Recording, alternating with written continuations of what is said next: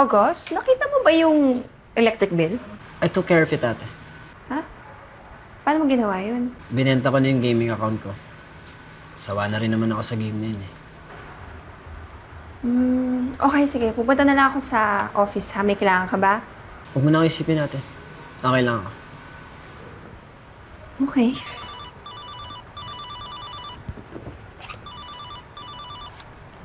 Hello? Mr. Reese? Paalis na po ako. Saan nga po ba yung ocular natin? Ho? What do you mean, wag na po?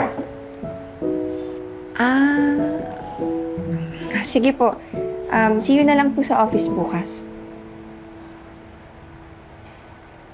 August, si April daw. Yes, ate. Umalis siya kanina. Siya na daw mag-ocular.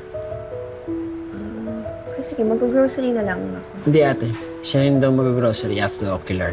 Magpahinga ka na lang daw muna. Ate. Okay ka na ba?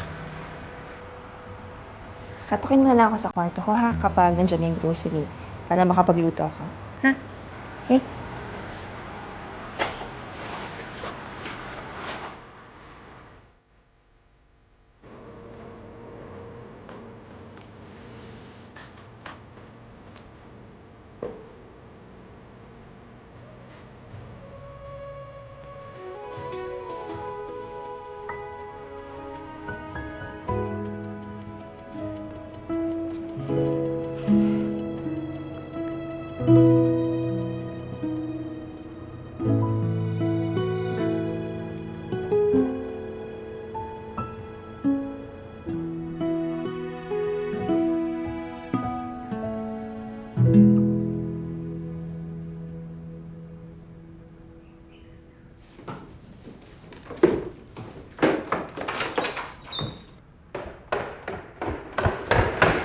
August!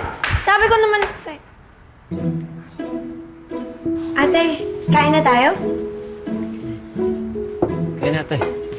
Kailan ka pa natuto magluto? Kain na, ate. Kaya na, ate. Juice. Ate, sorry Okay lang yan. Mahilig naman ako sa tostado eh. Hindi yun, ate. Sorry kung naging pabigat kami ni August sa'yo.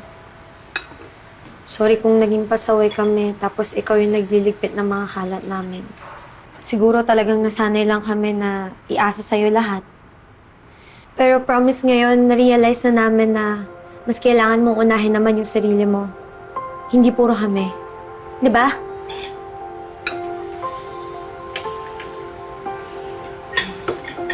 Ate, nasubmit ko na rin yung thesis ko.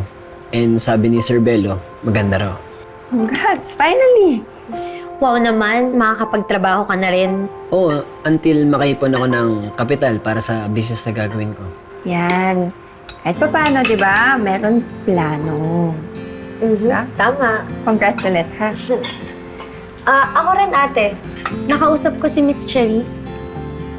Nag-promise ako sa kanya na gagalingan ko na para makatulong ako sa bills. Tsaka para makaipon na kayo ni Kuya Greg sa wedding niyo. Kung may wedding. Pero wala na eh. Baka naman pwede pang pag-usapan yun, ate. Ang sabi ni Greg, he needs space. And I respect that. Tsaka okay naman ako eh. Alam mo, he was a great boyfriend. And he deserves someone na mabibigyan siya ng time at attention. Kain na tayo. Sige na. Hi, kain na.